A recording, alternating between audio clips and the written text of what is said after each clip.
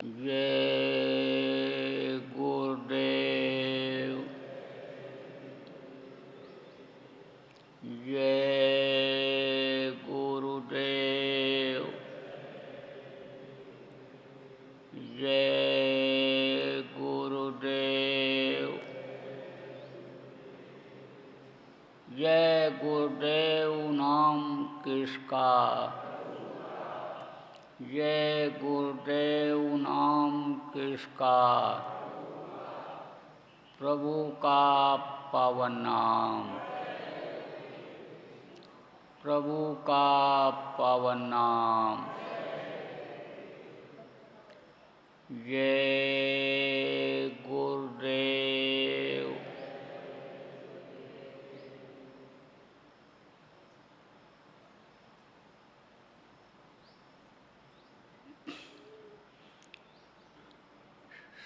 सर्वसमर्थ, सर्वत्र स्मरणीय परम पूज्य गुरु जी महाराज, उपस्थित सभी सत्संगी धर्म प्रेमी बच्चे एवं बच्चियों, 12 अगस्त 2020 सायंकाल की बेला, जन्माष्टमी की तिथि, आश्रम उज्जैन मध्य प्रदेश। जन्माष्टमी का त्यौहार पूरे देश में ही नहीं, विदेशों में भी आज लोग मना रहे हैं। कहते हैं कृष्ण भगवान का आज जन्म हुआ था। जब पैदा हुए थे तो भगवान नाम उनके सामने नहीं लगता था, नाम के आगे भगवान नहीं लगता था, कृष्ण ही थे। लेकिन जब उनको गुरु मिले, गुरु के आश्रम पर रह करके उन्होंने शिक्षा दीक्षा लिया, संदीपनी जैसे गुरु की दया जब उनको मिली, तब अपने शरीर के अंदर उन्होंने शक्ति को अर्जित किया, ताकत को उस मालिक के लिया। धीरे धीरे जैसे जैसे ज़रूरत पड़ती गई, गुरु के दया से उनके अंदर ताकत आती गई और उन्होंने जनहित का काम किया, देश हित का काम किया। बहुत से लोगों की रक्षा किया, धर्म को बरकरार रखा। तो आज उनके लोग पूजा कर रहे हैं। लेकिन आप ये समझो कि आप इतने लोग बैठे हो, जब से वो संभाले हो, कितने जन्माष्टमी को निकाल दिए। कितने लोग आप लोगों में से जो बैठे हुए हो या सुन रहे हो, इसी तरह से जैसे सब लोग जन्म कराते हैं, पूजा करते हैं,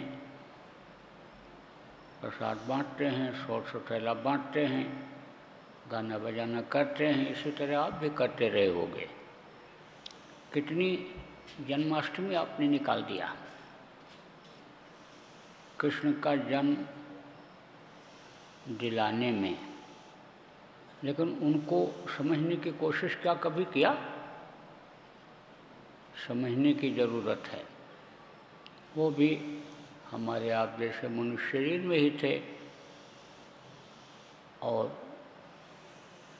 वो भी उम्र दराज हो करके, बुढ़े हो करके और फिर दुनिया से गए थे। उनके भी इसी तरह से जैसे हमारे आपके दाढ़ी बाल है, ऐसे दाढ़ी बाल था। इसी तरह से वो खाते थे, चलते थे, रहते थे जैसे आप रहते हो। लेकिन तारीफ करने वालों ने, उनको लोगों के सामने पेश करने वालों ने इस तरह से उनको पेश किया कि ज़्यादातर उनका बाल रूप का ही फोटो मिलता है, ज़्यादातर बाल रूप की ही मूर्तियाँ मिलती हैं, और उनकी अच्छाइयों को इस तरह से बढ़ा चढ़ा करके लोगों के सामने पेश किया कि जिसके मन में उनके प्रति श्रद्धा विश्वास नहीं था, उनके अंदर भी पैदा हो गया, और बस उनके नाम पर रासलीला करो, उनकी मूर्ति बनाओ, मंदिर बनाओ, उनका पूजा पाठ करो, जन्मदिन मनाओ। इसी में आदमी अपना जीवन का कीमती समय निकाल दे रहा है। आपको इस बात को समझना चाहिए कि इस मर्त्यलोक में जितने भी लोग आए मनुष्य शरीर में, सबको जाना पड़ा, सबको खाली करना पड़ा। कृष्ण जिनको भगवान कहते हो, जिनकी आज अष्टमी है, आज पूजा करते हो, बहुत से लोग जन्मदिन मनाते हो, उनको याद करते हो, ध्यान करते हो, वो भी गए थे। उनकी भी मृत्यु, जिसको कहते हैं, मृत्यु हुई थी। लोग कहते गोलोकवासी हुए थे। अब कहाँ गए, क्या किया, जब देख नहीं सकते हो उस चीज़ को तो कहीं भी कह दो गए। लेकिन यह सत्य है कि शरीर छोड़ना पड़ा था, और बाण लगने से, तीर लगने से शरीर छोड़ना पड़ा था। बहेलिया शिकार खेलने के लिए गया था, जंगल में बैठे थे, पैर के तलवे में निशान था, पदम के चमकते हुए निशान को देख करके समझा मृगा की आँख है, और तीर चला दिया। ये यदु खानदान के थे। आखिरी अवतार समझ लो कि आखिरी शक्ति या आखिरी मुखिया यदु खानदान के यही हुए। 18वीं इनकी पीढ़ी बताई जाती है, लेकिन थोड़ी सी अहंकार आ जाने की वजह से पूरे यदुवंशियों को दुर्वासा ने श्राप दे दिया था। लड़के लोग मस्खरेबाजी में, लड़के लोग मजाक में, लड़के लोग उनको बेवकूफ़ बनाने के लिए पहुंच गए थे, और उन्होंने उसी समय श्राप दे दिया था कि पूरा यदुवंश ही खत्म हो जाएगा, यदुवंशी सब खत्म हो जाएंगे। तो इनको भी शरीर छोड़ना पड़ा। कि शरीर तो सबको छोड़ना पड़ता है। जिनको इन्होंने उपदेश किया, जिनको इन्होंने समझाया बताया, जिनको हमेशा साथ रखे, ऐसे पांडवों को भी जाना पड़ा। और जो उस समय के अन्य समय लोग के महाभारत के जिनको हीरो कहते हो, प्रमुख थे कौरव, जो बाहुबली कहलाए, इनके पास 11 अक्षौणी सेना थी और धन दौलत परिवार से संपन्न थे, लेकिन उनको भी जाना पड़ा। और कर्मों के अनुसार उनको भी सज़ा मिली, उनके शरीर को भी सज़ा मिली। मरने के बाद भी शरीर सड़ता रहा। इतने लोग मरे थे महाभारत में कि गीध और कौवा खाते नहीं थे उनके मांस को, खा करके थक गए थे, कितना खाएंगे। उनको भी जाना पड़ा, उनको भी शरीर छोड़ना पड़ा। तो क्या आप लोग इस संसार दुनिया में रहोगे? आप इस बात को क्यों नहीं सोचते हो? इस समय पूरा होगा, जाना पड़ेगा। जैसे वो लोग चले गए, कौरव चले गए, जो अहंकार में सुई के नोक के बराबर भी जमीन देने के लिए तैयार नहीं हुए थे पांडु को, अब सोचो कि महल और अटारी और खजाना कुछ लेकर के गए? कुछ नहीं लेकर गए, सब यहीं छोड़ करके जाना पड़ा। आप देखो महापुरुषों का इतिहास, संत महात्माओं का इतिहास, फकीरों का तवारीख भरा पड़ा है। अगर वो लोगों को सुनाया जाए, बताया जाए त्योहार के दिन, इसके अलावा भी बराबर, जैसे पहले किस्सा कहानियाँ सुनाते रहते थे बच्चों को, कथाएं जगह जगह होती रहती थी, महापुरुषों का इतिहास याद दिलाया जाता था। इसी तरह से अगर याद दिलाया जाए, बताया जाए, समझाया जाए तो बहुत परिवर्तन आदमी के अंदर आ जाएगा और बहुत सी समस्याएं सुलझ जाएंगी। लेकिन अब न तो वो टीवी में दिखाया जाता है और न वो अखबार में लिख करके लोगों को पढ़वाया जाता है और न कोई इस तरह के प्रवचन होते हैं।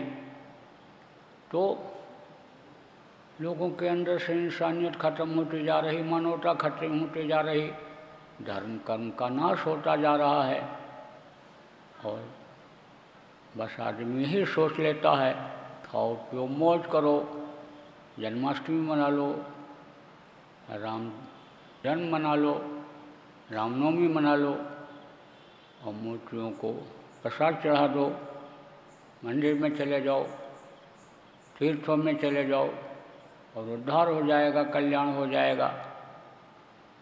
तो जानकारी लोगों को कराना जरूरी होता है।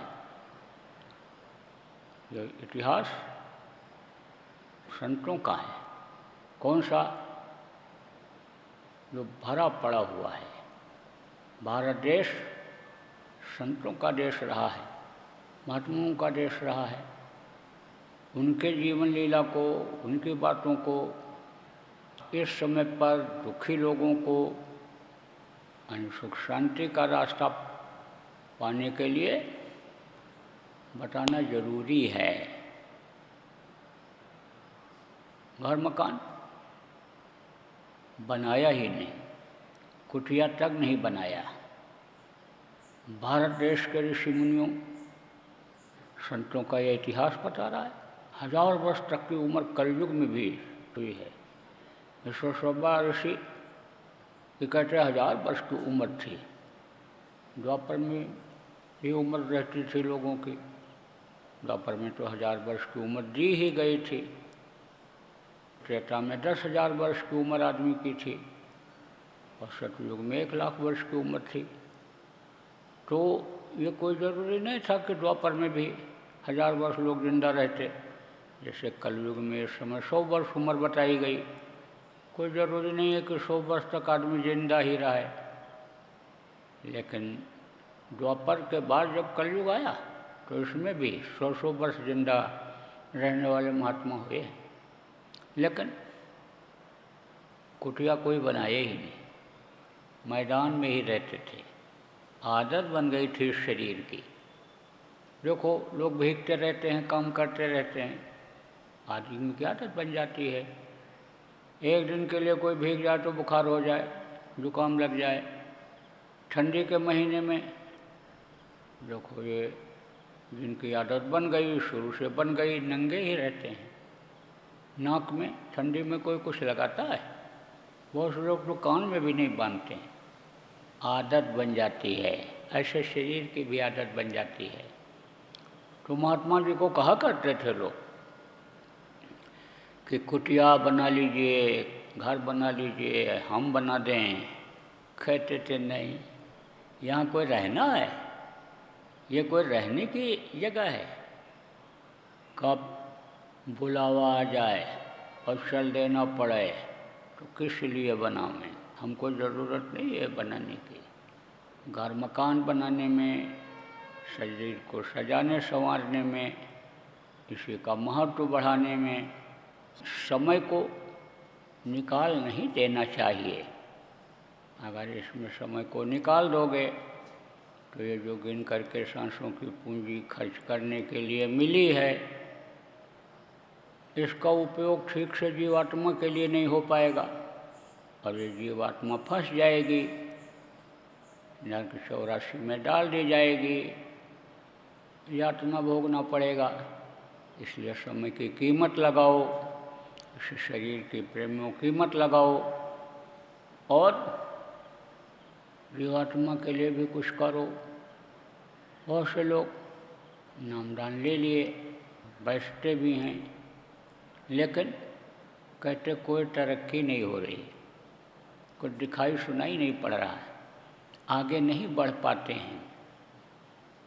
तो कहते ही हैं, कारण नहीं खोजते हैं। भाई दिल में वो बसेगा कैसे, याद उसकी आएगी कैसे, बराबर याद बनी कैसे रहेगी? जब इधर से ध्यान हटाओगे कि जिधर दिन रात ध्यान रहता है दुनिया की चीज़ों को पाने के लिए, घर परिवार में जिधर ये मन लगा रहता है, इधर से जब हटाओगे और उसकी याद करोगे और उससे प्रेम करोगे, जिस तरह से प्रेम दुनिया से है, जिस तरह से आपको अपने शरीर से प्रेम है, इससे कम भी प्रेम उधर अगर आप लगा दोगे, प्रेम करने लग जाओगे, ध्यान लगा दोगे, तो भी आपका काम बन जाएगा। लेकिन जब सुनते हो और समझते भी हो तो करते तो हो, लेकिन फिर इधर ध्यान बढ़ जाता है, फिर वही दुनिया, फिर वही पुत्र, वही परिवार, वही मान, वही प्रतिष्ठा को याद आने लग जाती है। ऐसे ऐसे महात्मा हुए कि जो काम करते रहते थे और बराबर ध्यान उनका लगा रहता था। नामदेव देखो महात्मा हुए, तुलाराम देखो महात्मा हुए। तुलाराम दुकान करते थे, लेकिन काम करते हुए बराबर याद करते रहते थे। एक दिन क्या हुआ, एक ग्राहक को आटा तौलने लगे, तो 1 2 3 4 ऐसे डालें, 5 6 डालते जाए, और जब 13 गिनती पर आए तो बस लीन हो गए। 13 13 13 लीन हो गए, खिंच गई सूरत, लेकिन हाथ तो भी चल रहा है, डलिया में से तो भी आटा दे रहे हैं। लड़का दौड़ करके अंदर से आया, कहा बताओ, सब तोल दिए, कितना लेना था? उसने कहा 20 धरा लेना था।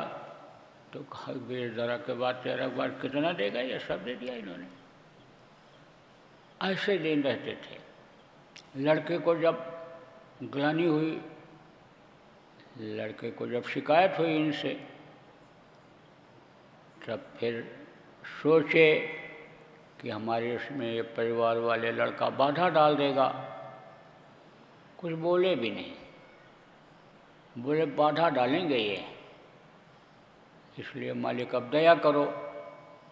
देखते ही देखते वो डलिया जिसमें आटा रखा हुआ था भर गया, भरा पूरा दिखाई पड़ने लगा पूरे परिवार वालों को। तो अब आप समझो कैसे ही नामदेव हुए, ऋषि महात्मा हुए, संत हुए, महाराष्ट्र में हुए थे। तो दर्जी का काम करते थे। दर्जी का काम जब करते थे तो भी लीन रहते थे, बराबर ध्यान में रहते थे। तो किसी ने कहा कि आप अपना यहाँ का कुछ नहीं बना रहे हो, बस आप सिलाई करते रहते हो, कितनी इससे आमदनी होगी, कुछ और सोचो, इससे तो गरीबी में ही जिंदगी निकलेगी। ये क्या करते हो? बोले देखो ये सुई है, ये सोने की सुई है, और यह धागा चांदी का है, और यह कपड़ा ये हमारे दिल को सिल रहा है, उनसे जोड़े हुए है। हमको विश्वास है कि रोटी कपड़े की कमी हमको नहीं होने पाएगी। हमारे घर के परिवार के लोग भी सुखी रहेंगे। बहुत कुछ हो जाए और सुख न मिले, शांति न हो, तो होने से क्या फायदा है। बचपन में जब गुरु मिले तब उनके अंदर ये ज्ञान आया। गुरु का स्थान ही खत्म होता जा रहा है, और गुरु अगर लोग करते भी हैं प्रवचन में सुन करके या कहने सुनने से, तो किसी को भी गुरु कर लेते हैं। तो जिसको जो जानकारी होती है उतना ही तो बतलाता है। तो रूहानी तरक्की नहीं हो पाती, रूह के लिए, जीवात्मा के लिए कुछ नहीं हो पाता। वो शक्तियाँ जो लोगों ने अर्जित किया वो लोगों को नहीं मिल पाती है। धीरे धीरे उस मालिक से विश्वास भी हटता जाता है। एक तो रास्ता नहीं मिलता उससे मिलने का, उस मालिक की आवाज़ को सुनने का। दूसरा, मोह माया को कोई ढीला नहीं करा पाता है, तकलीफ़ों को दूर नहीं कर पाता है, तो आदमी उसी में फंसा रहता है। तो धीरे धीरे उस मालिक पर से विश्वास ही खत्म होता जाता है। तो ये नामदेव के पिता भी दर्जी का काम करते थे, सिलाई का काम। तो जैसा मैंने आपको पिछले सत्संग में बताया था कि महापुरुषों के जन्म का जल्दी इतिहास लोग खोज नहीं पाते हैं, सही तरीके से नहीं मिलता है। जब महापुरुष चले जाते हैं तब उनकी खोजबीन करते हैं कि ये कहाँ पैदा हुए, कहाँ पढ़े लिखे, कैसे इनका पालन पोषण हुआ, किसने किया। तो उसमें भिन्नता आ जाती है, क्योंकि उस समय का कोई आदमी मिलता नहीं है। समकालीन यानी उस समय के जो महात्मा होते हैं, अगर उनके बारे में कुछ लिख पढ़ देते हैं या उनकी गति का और कोई होता है वर्णन कर देता है, तो उसी पर लोग शोध करते रहते हैं। तो अभी इनके जन्म पर लोगों के अलग अलग विचार हैं। कोई कहता है मराठवाड़ा में करहड़ के पास पैदा हुए थे गांव में, कोई कहता पंढरपुर में पैदा हुए थे। लेकिन मोटी बात आप ये समझो कि मनुष्य शरीर में ही माँ के पेट में, मनुष्य शरीर में थे और माँ के पेट में बन करके आए थे और दर्जी के यहाँ जन्म लिया था।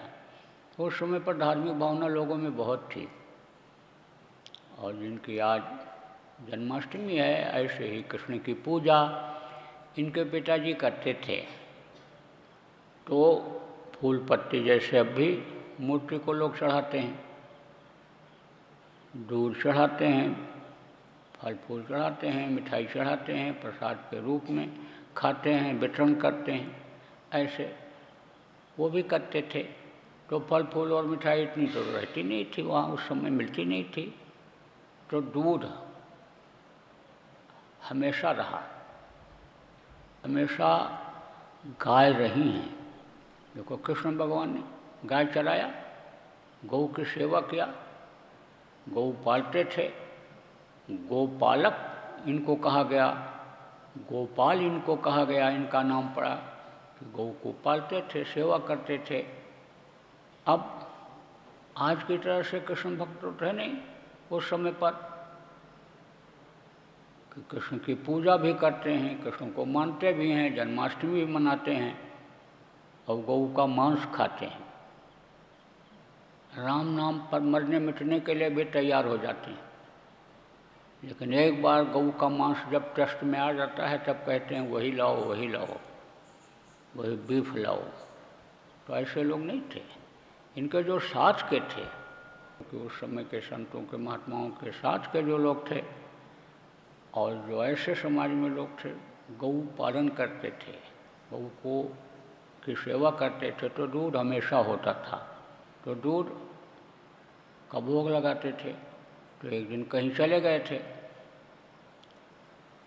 तो ये मान्यता लोगों की रहती है कि हमारे ये भगवान हैं, तो इनको नहला धुला दिया जाए। शालिग्राम जो पत्थर होता है उसको लोग भगवान मान लेते हैं, तो कोई ठाकुर जी कहता है, कोई कुछ कहता है, तो कहते हैं इनको नहला धुला देना, इनका कपड़ा बदल देना, चंदन टीका लगा देना, इनको भोग लगा देना। खुद करते भी हैं, लेकिन कहीं जाना होता है तो घर के किसी आदमी को बोल करके जाते हैं। तो ये कम उम्र के ही थे, तो इनको बोल करके गए थे कि देखो हमारे विट्ठल जी भूखे न रह जाएं, नहला धुला देना है, एक दिन दिखा दिया, इसी तरह कर देना, कपड़ा बदल देना और ये दूध का भोग लगा देना। तो इन्होंने सब सीख लिया था, कर दिया, और दूध कटोरी में रखा और कहा कि पीजिए इसको। तो दूध तो मूर्ति पीने वाली नहीं थी, कोई जिंदा मूर्ति होती तो पीती भी, वो तो पत्थर की मूर्ति की पूजा करते थे। तो ये दुखी हो गए, बोले कि हमारे पिलाने से नहीं पी रहे हैं, हमारे पिताजी जब पिलाते थे तो पी लेते थे, लेकिन हमारे पिलाने नहीं पी रहे हैं, तो हमसे नाराज़ हैं। बहुत दुखी हो गए। तो इनके दिमाग में आया कि पिताजी तो दूध की कटोरी रखने के बाद आंख बंद करके ध्यान लगाते थे, तो ये भी आंख बंद करके ध्यान लगाए। तो देखते क्या है कि मूर्ति दूध पी रही है, और जब आँख खोलते हैं तो वही मूर्ति जो इनको साकार दिखाई पड़ रही थी, मनुष्य जैसा दिखाई पड़ रही थी, जब आँख खोले तो फिर उसी तरह से पत्थर की मूर्ति दिखी, लेकिन दूध की कटोरी खाली मिली। तो विश्वास तो हो गया इस बात से कि भाई पूजा करते हैं, खिलाते हैं तो ये खाते हैं। तो कहते हैं संस्कार जिसके घर का जैसा रहता है बच्चों के ऊपर, उसी तरह से बच्चे बनते हैं, आगे बढ़ते हैं, उनके अंदर धार्मिकता आती है, भाव भक्ति आती है। इसीलिए कहा जाता है कि अपने ही रंग में रंगो उनको, नहीं तो बहक जाएंगे। सत्संग में हिदायत दी जाती है कि लड़के बिगड़ जाएंगे, बहक जाएंगे, गलत साथी मिल जाएंगे, आदत खराब हो जाएगी। इसलिए उनको बराबर सुमिरन ध्यान भजन कराते रहो, तो मूर्ति की पूजा बराबर ये करते रहे। तो देखो संत की दया कैसे होती है, जीवों को कैसे खींचते हैं, जिनको वो मालिक कुछ काम करने के लिए भेजता है, सुधार के लिए भेजता है। समाज में विसंगतियाँ जब फैल जाती हैं तो उनको दूर करने के लिए भेजता है, तो उनके लिए पग पग पर व्यवस्था किए रहता है, और समय समय पर जब ज़रूरत पड़ती है तो उनको कम ही प्रयास में, थोड़े ही समय में ज़्यादा कामयाबी मिल जाती है। मंदिर में मूर्ति की पूजा करते थे, तो एक दिन गए उधर, मंदिरें जगह जगह लोग बना के रखते थे, अब भी बहुत सारी मंदिरें बनी हैं। पहले तो उनकी सेवा लोग करते थे, नहलाना धुलाना और धूप आरती करना, प्रसाद चढ़ाना, सर सफाई करना, ये रहता था। अब इस समय पर तो मंदिर में भी लोग नहीं जाते, पूजा भी नहीं करते, मंदिर तो नाम के लिए बना देते हैं, लेकिन उधर झांकते भी नहीं हैं टैक्स बचाने के लिए कि सरकार से टैक्स बच जाए। बड़े बड़े सेठों के मंदिर बने हुए हैं, लेकिन कोई सर सफाई करने वाला नहीं है, मंदिर सब खड़ा रो रहे हैं। पहले ऐसा नहीं था, मंदिर लोग बनाते थे तो उसकी व्यवस्था रखते थे, सर सफाई होती थी, लोग वहाँ पर जो मंदिर खुद नहीं बना सकते थे जाते थे, ध्यान लगाते थे और मालिक को याद करते थे। तो ये जब गए देखे तो एक कोढ़ी मूर्ति के ऊपर पैर रखे हुए लेटा है, तो क्रोध तो बहुत आया। जो मान्यता प्राप्त इनके देवता थे, जिनको ये भगवान मानते थे मूर्ति को, उनके ऊपर कोई पैर रखे हुए लेटा हो।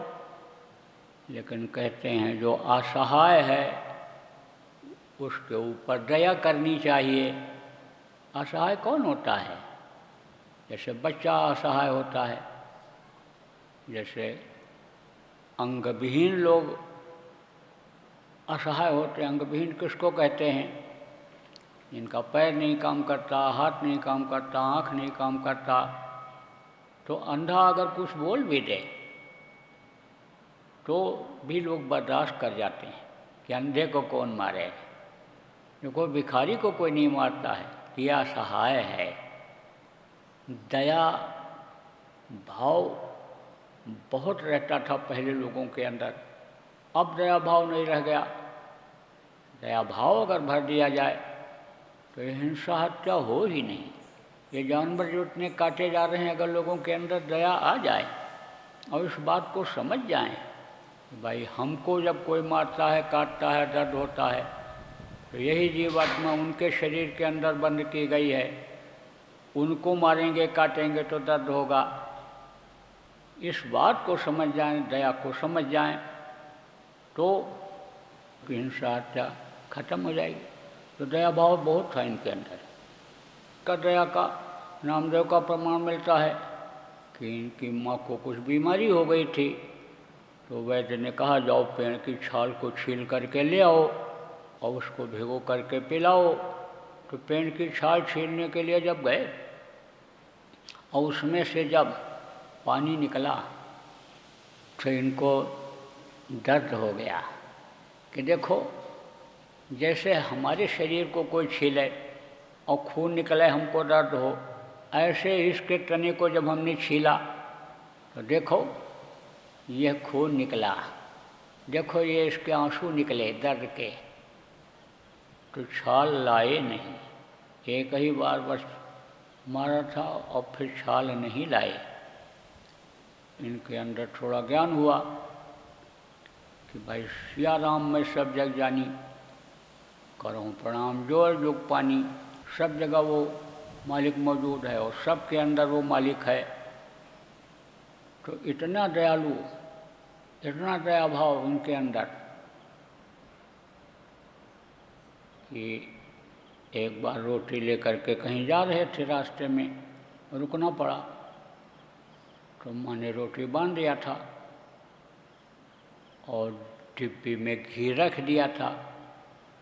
तो रोटी रख दिया इन्होंने और डिब्बी को खोल करके उसमें घी निकालने की कोशिश कर ही रहे थे। रोटी में घी लगा करके तब खाएं, तब तक एक कुत्ता देख रहा था रोटी को, भूखा था और वो ले करके चल पड़ा। तो ये क्या कहते हैं, अरे ठहर जाओ ठहर जाओ, सूखी मत खाओ, घी लगा दें। मगर घी के प्रभु कैसे खाओगे? उनमें भी जो जीवात्मा परमात्मा की अंश है, उसमें परमात्मा उनको दिखाई पड़ रहा था। इस तरह से तो दयालु थे, उस तरह से वो लीन हो गए थे उस परमात्मा के मिलने के लिए और परमात्मा के प्रेम में, कि जब इन्होंने देखा कि हमारे प्रभु, हमारे भगवान, हमारे विट्ठल की मूर्ति पर ये पैर रखे हुए हैं, लेकिन जब देखा उंगलियां नहीं हैं, बुढ़ा है, अपंग है, कोढ़ी है, चल फिर नहीं सकता है, तो कुछ कहा नहीं। लेकिन ये कहा कि हमारे भगवान के ऊपर तुम पैर रखे हुए लेटे हुए हो। तो उसने कहा कौन भगवान? कहा यह हमारे भगवान। तो ये तुमको क्या देते हैं? अरे यही तो हमारे वो सर्वस्व हैं, यही तो हमारे सब कुछ हैं, यही तो हमको देते हैं। कहते कभी इन्होंने हाथ से उठा के दिया, कभी तुम बात बोले तो ये सुने, कभी इन्होंने जवाब दिया, कभी इन्होंने मुंह से बोल करके कोई उपदेश किया? तब इनके दिमाग में ये बात आई। उसने कहा तुम्हारा समय बेकार चला गया, तुमने इनको भगवान मान लिया, जबकि भगवान तो तुम्हारे हृदय में बस रहा है। भगवान तो तुमको अंदर में मिलेगा, भगवान तो तुमको अंदर में दिखाई पड़ेगा। जो मांगोगे वो देगा, जो कहोगे वो सुनेगा, जो पूछोगे बताएगा। तो भी उनको यकीन विश्वास हुआ नहीं, क्योंकि आदमी की जिस चीज़ की आदत बन जाती है वो जल्दी नहीं छूटती है। बहुत से लोग सत्संगी प्रचार प्रसार भी करते हैं, सत्संगों में आते हैं, बराबर सत्संग सुनते हैं, सत्संग की बातों को, याद की हुई बातों को लोगों को बताते हैं, उपदेश करते हैं, लेकिन खुद उस पर नहीं चलते हैं और न परिवार वालों को चला पाते हैं। उसी पत्थर पानी में अब भी फंसे हुए हैं जिसमें पूर्वज लोग फंसे हुए थे, जिससे उनके अंदर धार्मिक भावना जगी। नदियों में स्नान करने से, तीर्थों में जाने से, प्रवचन सुनने से संस्कार बना। अब उसका संस्कार सत्संगियों के ऊपर पड़ा और सत्संगियों के संस्कार जब अच्छे बने और उनको गुरु मिल गए, नामदान ले लिया, नामदान मिल गया, लेकिन तो भी उसको नहीं छोड़ पा रहे। मन बराबर उधर लगा हुआ है। आज सत्संगियों के यहाँ, कितनों के यहाँ मूर्तियाँ बना करके पूजा हो रही है। घर वालों को कभी समझाए? ये नाराज़ हो जाएंगे, लड़का नाराज़ हो जाएगा, धनिया की पंजीरी नहीं बनी, फलाहार नहीं बना, झांकी नहीं सजाई गई, कृष्ण को झूला डाल करके झुलाया नहीं गया। तो कभी असली चीज़ जानते हुए भी आप बताए? तो मन कहाँ लगा हुआ है? उधर ही लग जाता है। किधर लग जाता है? जिधर और लोगों का मन लग गया, जो कर्जा अदा करने के लिए परिवार वाले जुड़े हुए हैं, सोचते हैं ये नाराज़ हो जाएंगे, रोटी पानी नहीं देंगे। उस मालिक को भी भूल जाते हैं कि जो पैदा होने के पहले माँ के स्तन में दूध भर देता है, परवरिश तो वो करता, देता वो, खिलाता वो है। तो उसको जब भूलते हो और कहते हो ध्यान भजन नहीं बन रहा है, कुछ दिखाई सुनाई नहीं पड़ रहा है, तो आप खुद निर्णय ले लो, जजमेंट कर लो कि एक मान में दो तलवार क्या रह सकती है? कभी भी नहीं। तो आस्था बराबर जुड़ी हुई थी। किससे? मूर्ति से। मूर्ति को ही भगवान मान लिया था नामदेव ने। लेकिन जब कोई ऐसी बात बोला तो हृदय में तो ये बात आई, दिमाग में तो ये बात आई कि सत्य बोल रहे हैं, कि न बोल रही है मूर्ति या न डोल रही है, कुछ कहो तो जवाब नहीं दे रही है, हाथ से कुछ दे नहीं रही, कुछ पूछो बता नहीं रही। ये सब बातें तो दिमाग में आई, लेकिन श्रद्धा जुड़ी हुई थी। तो कहा कि पैर हटाओ, पैर हटा लो, सुन लिया आपकी बात। तो उन्होंने कहा, कोढ़ी ने कहा, मैं तो बुढ़ा आदमी, देख लो मेरी उंगलियां भी नहीं, हमारे शरीर में ताकत नहीं है, तो आप ही हटा दो, हटा दो। जिधर तुम्हारे ये भगवान न हो, जिधर ये मूर्ति न हो, उधर हमारा पैर कर दो। तो पैर उठा करके दूसरी तरफ किया तो देखा मूर्ति उधर ही घूम गई। चारों तरफ घुमाया, जिधर ले जाए उधर ही मूर्ति, जिधर ले जाए उधर ही मूर्ति। तब इनको भान ज्ञान हुआ कि भाई ये कोढ़ी नहीं है, कोई सिद्ध है, कर्मों की इनको सजा मिल गई होगी कि जिसकी वजह से इनका हाथ पैर कट गया। कभी किसी काटे होंगे, कभी उंगलियां निकाली होगी, कभी किसी जन्म में कुछ ऐसा किया होगा। ये बात दिमाग में आ गई। जो सत्संग की बातें थीं, सुनी हुई बातें थीं, वो इनको याद आ गईं। तब कोढ़ी से बोले, आप हमको कुछ बात बताओ, उपदेश करो, जिसको बिल्कुल साफ करो। कहते हैं लोग बता देते हैं, लेकिन समझा देते हैं, लेकिन उसका उपाय नहीं बताते हैं। जैसे लोग कह देते पाप करोगे तो नर्क जाओगे, लेकिन नर्क से बचत कैसे होगी ये भी तो बताना जरूरी है। दुख पाओगे तो दुख अगर किसी को हो ही रहा है, मिल रहा है, तो उस दुख से छुटकारा कैसे मिलेगा ये भी तो बताना जरूरी है। कहा कि मनुष्य शरीर में भगवान मिलता है, सब कहते हैं, जितने जानकार हैं मिलता है, इसमें दर्शन होता है, ये मानो मंदिर है, और मिला जिसको इसी में मिला, बात सत्य है। लेकिन मिलेगा कैसे? मिलवा दो जब, तब तो विश्वास होगा। देखे बिन न होए प्रतीति, बिन प्रतीत होए न पेटी, बगैर देखे विश्वास नहीं होता है। तब उन्होंने कहा कोढ़ी से, नामदेव ने, कि अब आप हमको विश्वास दिलाओ, कैसे होगा ये, कैसे क्या है, कुछ सुनाओ, कुछ उपदेश करो। तब कोढ़ी ने कहा हमको ले चलो, उठा करके मंदिर के बाहर मर्यादा होती है, मर्यादा का समझो कि उल्लंघन नहीं करते हैं, मर्यादा का पालन महापुरुष करते हैं। इन्हीं का इतिहास बता रहा है। जब इनको ज्ञान हो गया, जब गुरु से दीक्षा लिया और उनको ज्ञान हो गया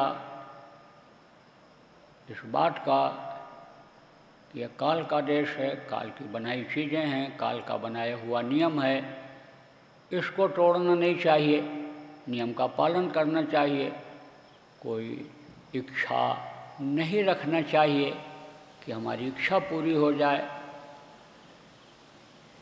तो ये नामदेव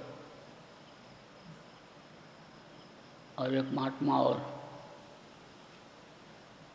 जा रहे थे इधर राजस्थान में। तो राजस्थान में उसमें पानी की बड़ी कमी थी। कहते थे छाछ से हाथ धो लो लेकिन पानी न मांगो। अब तो वो बात नहीं रही, सब जगह पानी की व्यवस्था हो गई, बदलाव आ गया। लेकिन पहले पानी की कमी थी। तो उधर आपके बीकानेर की तरफ जा रहे थे, उधर तो खैर अब भी पानी की कमी है, कम है लेकिन है। तो सुबह से दोपहर तक चलते रहे, रास्ते में कहीं पानी ही नहीं मिला। तो प्यास से हलक सूखने लगी, ज़बान सूखने लगा, शरीर के अंदर का पानी जब खत्म हो गया तो कमजोरी महसूस होने लगी। तो कुएं की तलाश किए। तो एक कुआं था जो बहुत ही गहरा था, देखने में तो लग रहा था नीचे पानी है, लेकिन ये पहुंच नहीं सकते थे, कोई साधन नहीं वहाँ तक पहुँचने का। तो दूसरे महात्मा थे, उनको थोड़ी सिद्धि थी। जब अरिमा गरिमा महिमा लघुमा ये जब सिद्धियाँ प्राप्त हो जाती हैं तो आप समझो कि इस मनुष्य शरीर को छोटा बना सकता है आदमी। यानी जैसे हनुमान जी ने मशक समान रूप कब धरी, मच्छर के समान अपने शरीर को बना लिया था, और कभी उन्होंने इसको बड़ा मजबूत बनाया। जब संजीवनी बूटी लेकर के आने को हुआ तो शरीर को मजबूत बनाए, भारी कर भरकम बनाए। जब सुरसा ने इनको देखा और खाने की इच्छा किया तो ये भारी रूप अपना बना लिए। तो सिद्धि उनको थी, ज्ञानेश्वर जी को, ज्ञानेश्वर थे वो महात्मा, सिद्धि थी। तो ज्ञानेश्वर जी ने क्या किया, यानी समझो कि यानी छोटा बन करके, और जैसे मच्छर ही मान लो बन गए हों या मक्खी बन गए हों, जो भी बन गए हों, और चले गए पानी नीचे पी के आ गए वापस, कर तो ये भी सकते थे। और इनमें पावर थी, लेकिन इन्होंने नियम का उल्लंघन नहीं किया। उन्होंने कहा भी कि आपको भी पिलाने की कोशिश करें। बोले नहीं, जैसी उस मालिक की मौज होगी। जब मालिक की ताकत का इजहार हो जाता है, मालिक को जब लोग समझ जाते हैं तब उसी पर छोड़ देते हैं। जब समर्थ गुरु मिल जाते हैं, संभाल करने वाले मिल जाते हैं, तब उसी पर छोड़ देते हैं। जाहे विध राखे गुरु वाहे विध रहिए। बोले प्राण अगर निकलना होगा बगैर पानी के तो प्राण निकल जाएगा, शरीर छोड़ जाएगा। चलाना होगा तो वो देंगे, देखते ही देखते।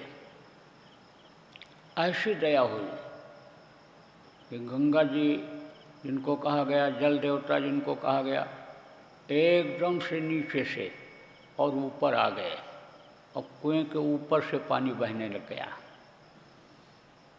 तो चमत्कार नहीं पसंद करते हैं, इस चीज़ को नहीं पसंद करते हैं कि मर्यादा रखा उन्होंने कि किसके बनाए हुए हैं ये देवी देवता, काल भगवान के। तो उनके नियम में हमको बाधा नहीं डालना है, यहाँ हमको उपदेश नहीं करना है, उनके सामने मर्यादा का पालन करना है।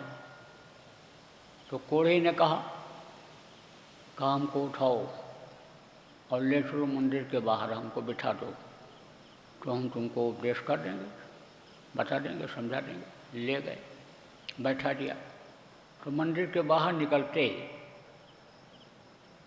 वहाँ बैठाते ही दिव्य रूप हो गया, एकदम चेंज हो गया पूरा शरीर, और देखने में सुंदर और आकर्षक चेहरा दिखाई पड़ने लग गया।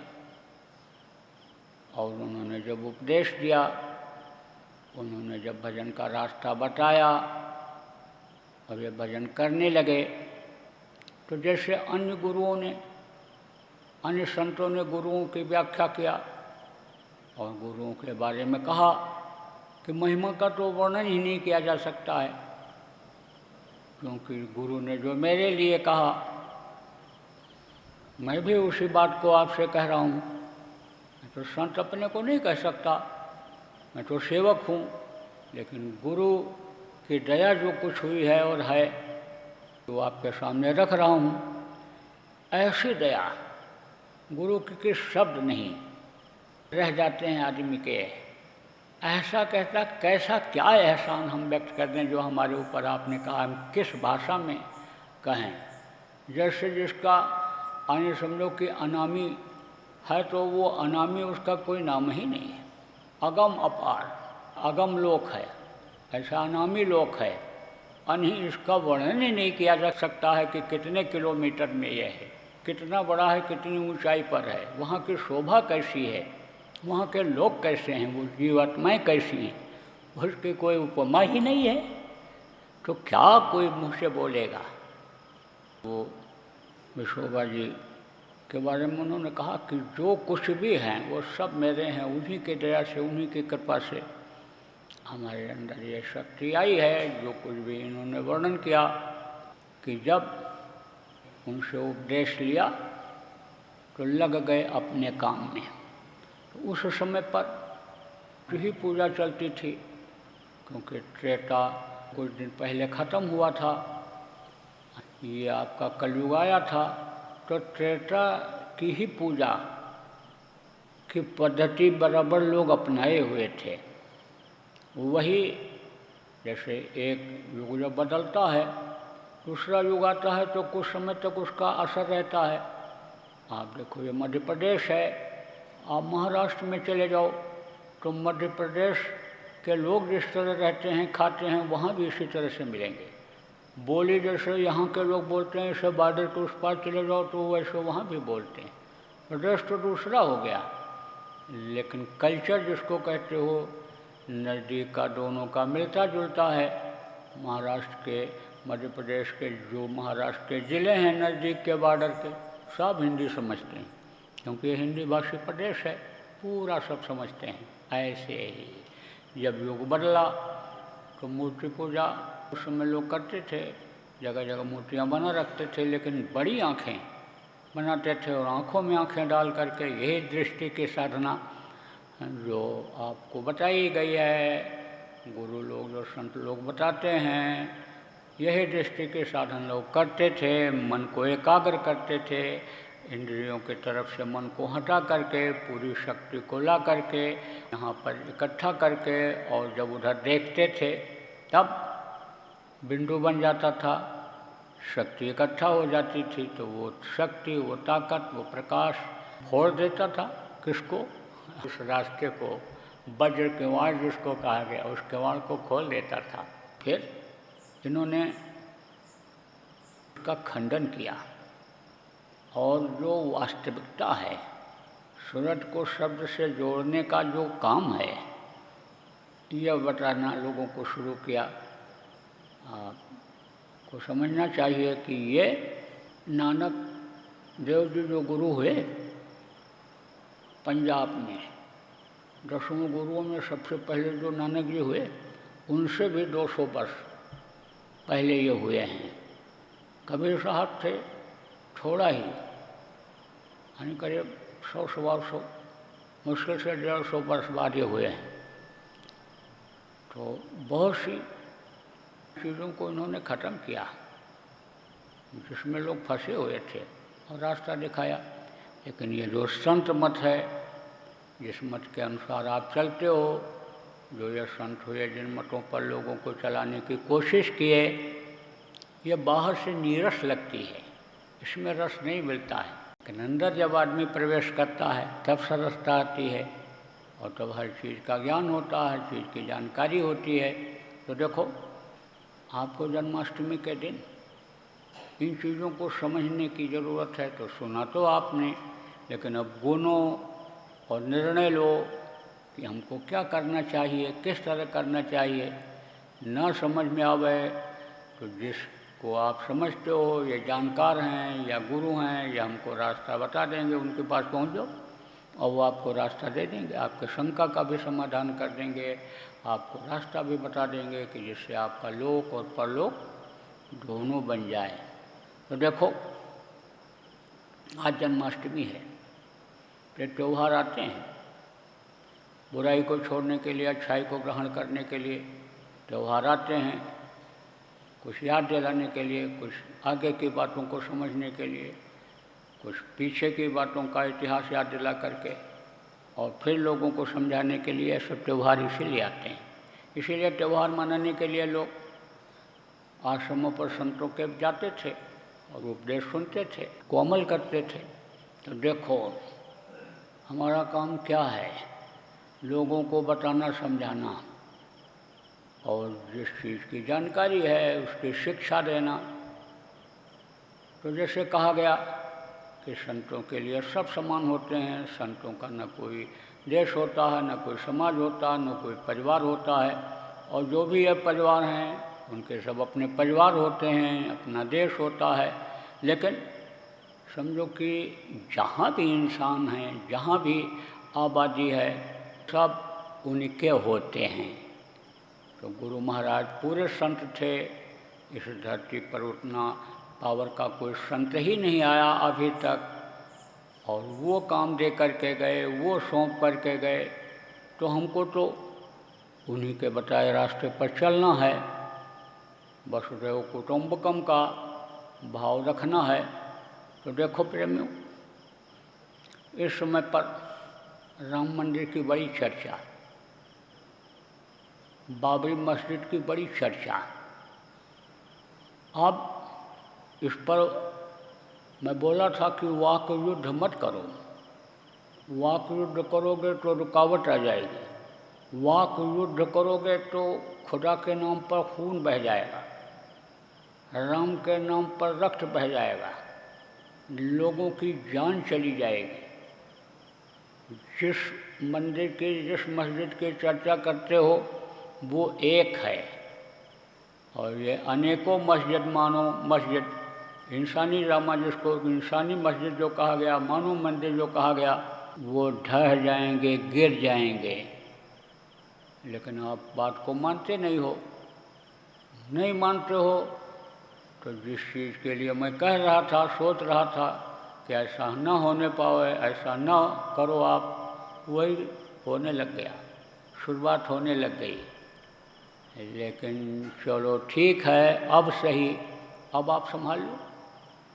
तो चाहे मस्जिद बनाने वाले लोग हो, चाहे मंदिर बनाने वाले लोग हो, आप जितने भी मंदिर मस्जिद के प्रेमी हो, जितने राम और खुदा के आप प्रेमी हो, उनसे प्यार मोहब्बत करने वाले हो, अब आप सब लोग मिलकर इस चीज़ को रोको। उनके नाम पर रक्त न बहने पावे। उनको आप दूध पिलाते हो, उनको आप फल खिलाते हो, उनको कभी खून पिलाना पसंद करोगे? तो उनके नाम पर खून नहीं बहना चाहिए। कोई लड़ाई झगड़ा दंगा फसाद नहीं होना चाहिए। कोई ऐसी बात मत बोलो कि जिसकी वजह से तिफरका पैदा हो जाए, लोगों के अंदर क्रोध आ जाए, प्रतिशोध उत्पन्न हो जाए। ना तो कोई बात बोलो और न लिखो, न टाइप करो कंप्यूटर में। व्हाट्सएप पर मत डालो, फेसबुक पर मत डालो, ट्विटर पर मत डालो, मत लिखो, मत बोलो। कुछ दिन के लिए शांत हो जाओ। नहीं आप एक बोलोगे, दूसरा दो बोलेगा, तीसरा चार बोलेगा, बस चारों तरफ युद्ध का माहौल हो जाएगा। देश विदेश में ये बात पहुंच जाएगी, फैल जाएगी। इसलिए आप जितने भी समझदार हो, जितने भी राम के प्रेमी हो, जितने खुदा के प्रेमी हो, जो मस्जिद चाहते हो, मंदिर चाहते हो, आप सब लोग समझदार लोग, मजहबी लोग, ये चीज़ उभरने मत दो। और सरकार को भी चाहिए कि इनको वो गंभीरता से ले। और ये जो ट्विटर है, ये जो आपका फेसबुक है, ये जो व्हाट्सएप है, और ये जो चीज़ें हैं, यानी जिनकी वजह से ये जो सिनेमा है, ये जो आपका मीडिया जिसको कहते हो, जो दिखाते हैं और ये जो छापते हैं, आपको उनकी स्वतंत्रता का भी अगर हनन करना पड़े, कानून भी बनाना पड़े, तो आप विचार करके ऐसा नियम कानून बना दो कि इस मामले में अभिव्यक्ति की जो स्वतंत्रता है उसमें कमी आ जाए। और अगर ऐसा नहीं करोगे तो मैं तो पहले ही बोल चुका हूँ कि ये आपका अगस्त, सितंबर, अक्टूबर, ये तो 3 महीना बहुत ख़राब है। इसमें तो बहुत सजग हो करके चलना है, लोगों को चलाना है, बहुत ही सजग हो करके। अब आप ये देखो कि जब रामलीला शुरू होती है और उसमें तीर धनुष जब चलता है, गदा जब हनुमान जी का उसमें लहराता है, तो छोटे छोटे बच्चे गदा बना लेते हैं, वो भी रामलीला करने लगते, खेल खेलने लगते हैं, धनुष बाण चलाने लगते हैं। ये सब होता है, देखा देखी होता है, कुछ ऐसा माहौल होता है, तब होता है। ऐसे ही अब राम मंदिर का शिलान्यास हुआ तो पड़ोसी देश के नेपाल के प्रधानमंत्री जी भी घोषणा कर दिए कि नेपाल में भी हम राम मंदिर बनाएंगे। तो बहुत अच्छी बात है, राम के भक्त तो बहुत हैं। हम तो नेपाल आते जाते रहते हैं, हमारे भी प्रेमी वहाँ बहुत हैं। गुरु महाराज भी वहाँ गए, गुरु महाराज ने बहुत से लोगों को नामदान दिया। उनके जाने के बाद मैंने भी बहुत से लोगों को नामदान दिया। जैसे भारत में भीड़ होती है, ऐसे वहाँ भी प्रेमियों की भीड़ होती है। जैसे यहाँ पर सम्मेलन हुए शाकाहारी के, ऐसे आपके काठमांडू में भी हुए। जैसे आपके यहाँ अच्छे अच्छे लोग, राजनेता, अधिकारी, व्यापारी और प्रतिष्ठित लोग, छोटे लोग आते हैं, ऐसे वहाँ भी आए। पूर्व प्रधानमंत्री 2 हुए हैं और वो आए, सत्संग सुन करके गए, मेरे से मिल के गए, मेरे से बातचीत करके गए कि ज़रूरत है तो आप बना दीजिए, लेकिन आपको मैं सलाह दे रहा हूँ कि आप वहीं पर बनाइए जहाँ पर जनक जी का मंदिर बना हुआ है, उसको जनकपुरी कहते हो, वहीं पर बनाइए। सिया और राम जिनको कहा गया, सीता और राम जिनको कहा गया, कोई भी जाए, कहीं से भी जाए, दोनों का दर्शन करे, क्योंकि लोगों के हृदय में अब भी हैं ये दोनों। कितने हजार वर्ष हो गए लेकिन तो भी अभी हृदय में हैं, तो उनका दर्शन मिले। लेकिन हम ये भी चाहते हैं कि जो दर्शन करें और पूजा पाठ करें उनको फल मिले, उनका मन और हृदय साफ रहे, तो यह मानव मंदिर गंदा न होने पावे। इसलिए इनके अंदर मुर्दा मांस न पड़े। आप पहले ये व्यवस्था करिए, जो आप देवताओं के सामने, अनुमूर्ति के सामने बलि चढ़ाते हैं, जानवरों को काट के चढ़ाते हैं, उस पर प्रतिबंध अगर नहीं लगाओगे तो समझो कि जीव हत्या के पापी हो जाएंगे वो। कितना भी मूर्ति के सामने पूजा पाठ करें लेकिन उसका फल नहीं मिलेगा। कहते हैं ना कि सूर्य अस्त और नेपाल मस्त। कैसे मस्त? शराब पी करके। मैं तो आज से नहीं, बहुत पहले से जाता हूँ, 40 साल पहले की बात बता रहा हूँ। पैदल जाता था, कोई सवारी का साधन नहीं था। बॉर्डर से थोड़ी दूर पर बाजार था, वहाँ तक तो इक्का मिल जाता था, टांगा जिसको कहते हो, टमटम। लेकिन उधर पैदल जाना पड़ता था। तो पैदल जा रहा था बगीचे में से हो करके, तो एक बैल ऐसे झूम रहे, ऐसे। तो वहीं के एक थे अपने सत्संगी भाई थे, उनसे पूछा कि ये इस तरह झूम रहा है। बोलिए ये शराब पिए हुए। तो हमने कहा इसको शराब किसने पिलाया? तो कहे आओ आओ दिखा दें। तो वहीं पर एक कोठरी थी, खपड़े की बनी, और वहीं पर एक ऐसे कुंड जैसा था बाहर की तरफ। बोल देखो इसमें घर में शराब बनता है, और वो शराब का वो जो आता है पानी, वो जो बचा हुआ है बेकार का, जो आदमी के लायक नहीं रहता है, इसमें बह के आता है और उसको ये पी लेता है। तो अब आप सोचो कि जगह जगह पर शराब बनता, और जगह जगह पर आपको दुकानों पर शराब रखा हुआ मिल जाता है। नेपाल में कोई रोक नहीं, कुछ नहीं, कोई लाइसेंस नहीं है, पूरी छूट है। तो आप जब कोई शराब के नशे में देवता भवानी को याद करेगा, जबान लड़खड़ाने पर कोई किसी को बुलाता है तो कोई बोलता है। तो जब मदहोश होकर के राम को याद करेगा तो सोचो कि राम खुश होंगे, कि राम की दया मिलेगी उनको। आप जब सोचो कि शाम तक सब पी के मस्त हो जाते हैं अंधेरा होने से पहले, और आरती पूजा का विधान सूर्य अस्त होने के बाद का ही बनाया गया है। सुबह शाम आरती होती है, प्रातःकाल शाम को होती है, तो शाम की आरती देखो सब जगह मंदिरों में जब अंधेरा होने लगता है तभी होती है, अंधेरा हो जाता है तभी होती है।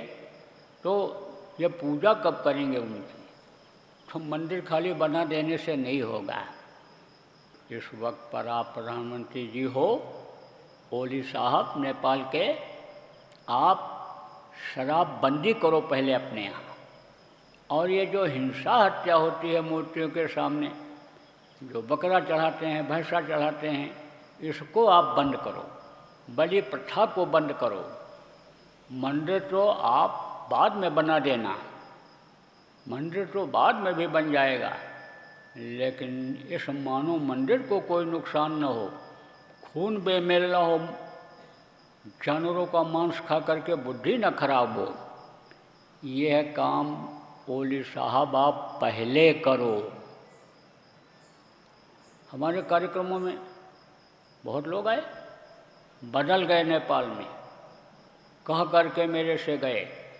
पूर्व प्रधानमंत्री 2 आए, एक ने कहा मैं तो खाता ही नहीं हूँ, मांस मछली नहीं खाता हूँ, शराब भी नहीं पीता हूँ। दूसरे एक आए थे, उन्होंने कहा कभी कभी ले लेता हूँ लेकिन अब बंद कर दूँगा। कितने इनके में मंत्रिमंडल के मंत्री आए, बदल गए। एमपी कितने, सब बदल गए, शाकाहारी हो गए, नशा मुक्त हो गए जब चीज़ समझ में आ गई। लेकिन जब कोई समझदार बोल देता है, मुखिया बोल देता है, तो उसमें बातों में उसके दम हो जाता है। पावरदार आदमी जब कोई बोलता है तो दम आ जाता है। अगर ओली साहब आप मेरी बातों पर विचार करोगे, मेरी बातों पर आपके देश का भला हो ये सोचोगे, तो आप बोलो और करो। अब ज़रूरत है। देखो, भारत देश में ही ये सारे देश पहले मिले हुए थे, तो ऐसे अगर देखा जाए तो इसी माटी के पले हुए सब हैं। ये नहीं हैं तो इनके पूर्वज रहे हैं, वो भी भारत ही कहलाता था। अभी आपका ये पाकिस्तान बन गया, बांग्लादेश बन गया, इधर वो नेपाल चला गया। जैसे श्रीलंका में आप चले जाओ तो तमिल ही वहाँ मिलते हैं, तमिल भाषा चलती है। तमिलनाडु आपका प्रदेश इधर का है। तो पड़ोसी देशों से मुझे कहना है कि आप लोग भी मेरी बातों पर गौर करो।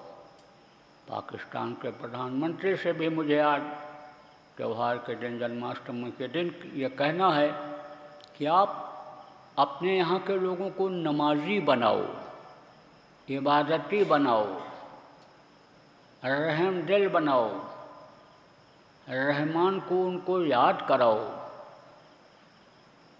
और नहीं तो जो रहमदिल लोग हुए, जिनको पीर पैगंबर औलिया कहते हो, उन्हीं की बातों को आप याद करो, भविष्य वक्ताओं की बातों को आप याद कर लो।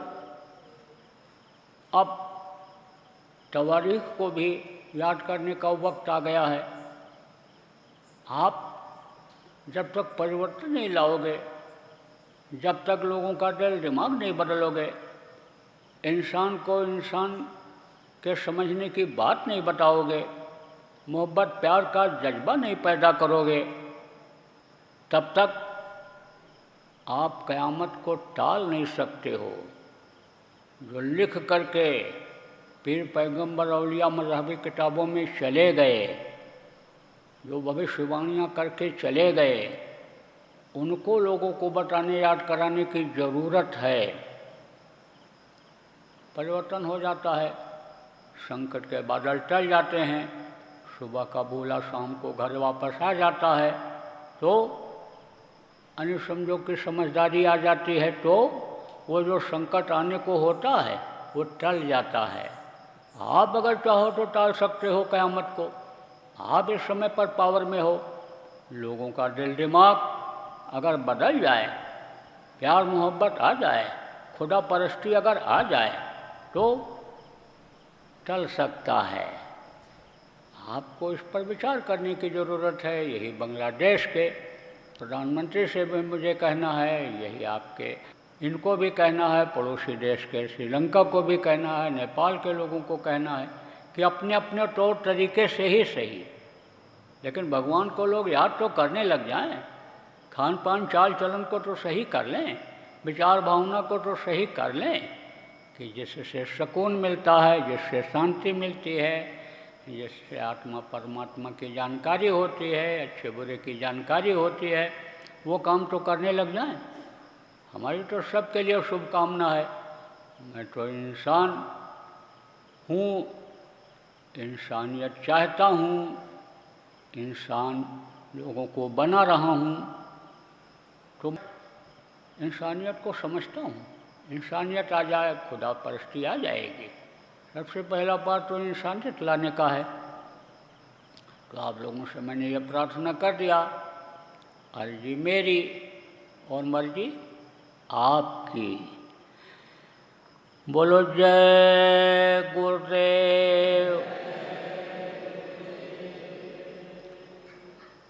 जय गुरुदेव, जय गुरुदेव, जय गुरुदेव, जय जय गुरुदेव।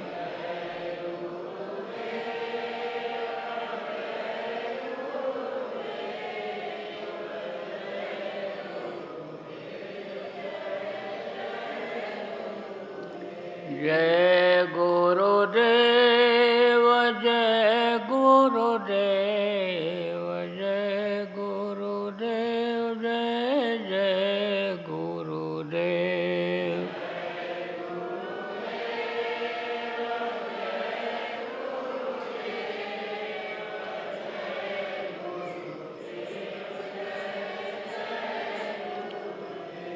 जय गुरुदेव जय गुरुदेव जय गुरुदेव जय जय गुरुदेव।